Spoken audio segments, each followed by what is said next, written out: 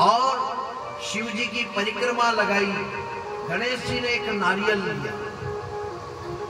अच्छा, एक और बात, वो जो गणेश जी का बालक का जो सिर कटा था, शिव जी ने जो काटा था बालक का सिर, हाथी का सिर तो लगा है, बालक का जो सिर था वो सिर उसी गणेश जी का था।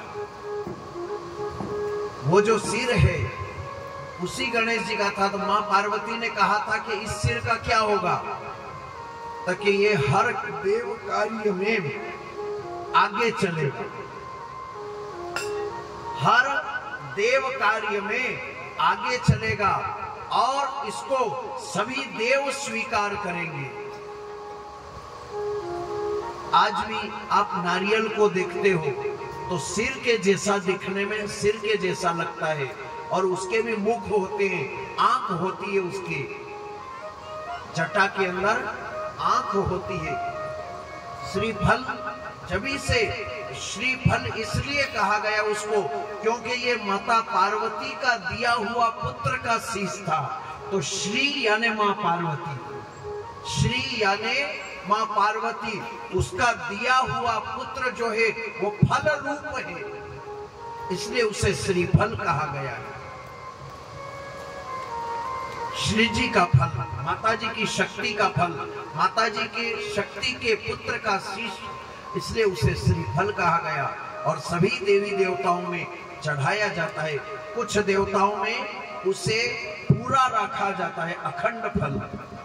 जैसे शिव है, वहां पर फोड़ा नहीं जाता है, शिव जी के यहाँ पर फोड़ते नहीं है, अखंड पूरा रखते हैं। राम के दरबार में, कृष्ण के दरबार में, विष्णु के दरबार में अखंड रखा जाता है, पूरा के पूरा चढ़ाया जाता है। और अन्य बहुत सारे देवी देवता हैं, नाग देव है, पितर देव है, उनके वहां पर उसको फोड़ा जाता है, चढ़ाया जाता है। क्यों? बलि के रूप में। इसलिए कि आपकी अगर जो हमारे पूजन पाठ विधि में या हमारे द्वारा किसी भी प्रकार की त्रुटि हुई हो तो हम आपकी पूर्ति नहीं कर सकते। इस श्रीफल के द्वारा आप स्वीकार करें हमारी सेवा, इसलिए श्रीफल फोड़ करके चढ़ाते हैं या अखंड चढ़ाते हैं। बात आ रही समझ में? नारियल आगे के चरित्र में गणेश जी को नारियल लेकर के और माता पिता की परिक्रमा लगाई, 7 परिक्रमा। शिव और पार्वती को बिठाया, हाथ पाद्य, अर्घ, आचमन, पैर धुलाए और पैर धुला करके दूध से, पंचामृत से भगवान के चरणों का अभिषेक किया। और अभिषेक करने के बाद में उनके चरणामृत का पान करके माता पिता के पैर का पूजन किया है। और पैर का पूजन करने के बाद गणेश जी ने नारियल लेकर के 7 परिक्रमा माता पिता की लगाई है। कहा, देवताओं ने कहा, नारद जी ने कहा, भैया तुम नहीं गए ब्रह्मांड की, पूरी पृथ्वी की परिक्रमा लगाने के लिए? कहा, अब और क्या जाना, माता पिता से बड़ा और कौन ब्रह्मांड है? सारा ब्रह्मांड तो माता पिता के ही गर्भ में और इसमें है, संसार में। मां नहीं होती तो ये ब्रह्मांड आता कहां से? ब्रह्म, ब्र, आदा, ह और म। ब्र यानी शिव, म या आदा म यानी मन, और मां ब्रह्मा, ब्रह्मांड। तो मां जो शब्द है वो मां प्रकृति है। जैसे आत्मा, आ यानी ब्रह्म, आधा त है बीच में, आधा त लगा है, त यानी तन, और मां यानी प्रकृति। आत्मा शब्द, ब्रह्म और प्रकृति इस तन के अंदर समाये हुए हैं, इसलिए इसको आत्मा कहते हैं। दोनों एक रूप में। नारियल से जब प्रणाम किया, शिव जी भी हार गए कि वाकई में बात तो सत्य है।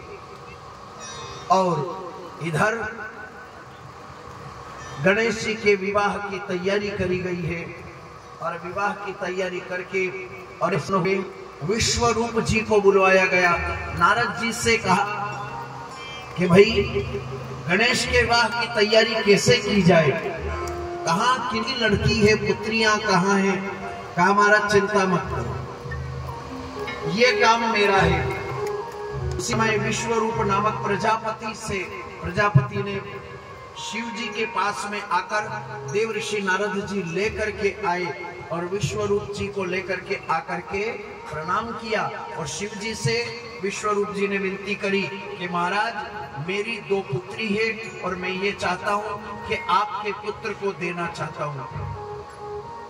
भोलेनाथ ने कहा कि भैया पहले लड़का को देख लो, लड़का कैसा है, लड़का समझ में आए तो बात करना, लड़का देख लो।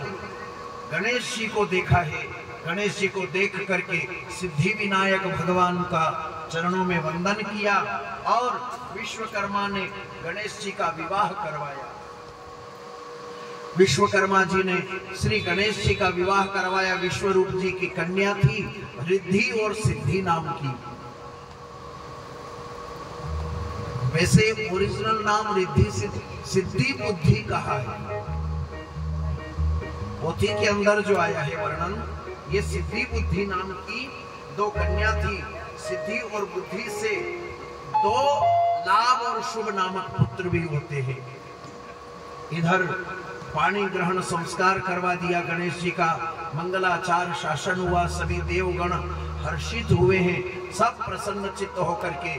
और इसके बाद में गणेश जी की संतति भी हुई, लाभ और शुभ नामक पुत्र। इधर कार्तिक स्वामी धरती की परिक्रमा ही लगा रहे, यहाँ औलाद भी हो गई। नारद जी ने मन में विचार किया कि अब मजा ले लो थोड़ा, कि सारे हाल को देख कर और नारद कियो बयान, स्कंद कार्तिक सन्मुख जाय कर, तो सब गुण कियो बखान। कार्तिक स्वामी को देख करके नारद जी हंसने लगे। हंस करके कहते हैं, कार्तिक स्वामी खूब परिक्रमा लगा रहे हो, क्या बात है, अभी पूरी नहीं हुई? तो कि हाँ अभी पूरी नहीं हुई। कितनी और रह गई? कि 3 हुई। कितनी? तो कि कितनी रह गई? कि 2 हुई। कितनी? तो कि 5। कि 5 हो गई? कि हाँ। कि 2 बाकी रह गई, तब 7 होगी। क्या परिक्रमा में कोई सार नहीं? क्यों? कि गणेश जी की शादी हो गई। और गणेश जी की शादी हो गई।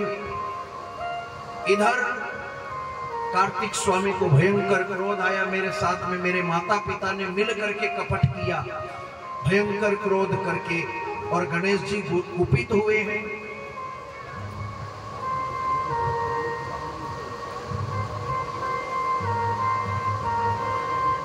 जब कार्तिक स्वामी को अच्छा नहीं लगा, क्रौंच नामक पर्वत पर चले गए और क्रौंच पर्वत पर जाकर के, क्रौंच नामक पर्वत हिमालय के पीछे और साउथ इंडिया में क्रौंच पर्वत, जहां मल्लिकार्जुन बोलते हैं, 12 ज्योतिर्लिंग में से मल्लिकार्जुन है ना, क्रौंच पर्वत पर विराजमान। उस पर्वत पर जाकर के और कार्तिक स्वामी तपस्या करना, इधर असुरों का मुरार नामक दैत्य को मारने के लिए गणेश जी का तैयार होना, और आगे के चरित्र में शिव जी का कार्तिक स्वामी के लिए विह्वल होना, मां पार्वती का विह्वल होना। नारद जी ने सारा समाचार दे दिया कि कार्तिक स्वामी गुस्सा में आ गए हैं और अब आने वाले नहीं हैं। उधर भी कह दिया और इधर भी कह दिया। और नारद जी का आना और समझाना शिव जी को, शिव जी ने कहा मैं कार्तिक को मनाने के लिए जाऊंगा।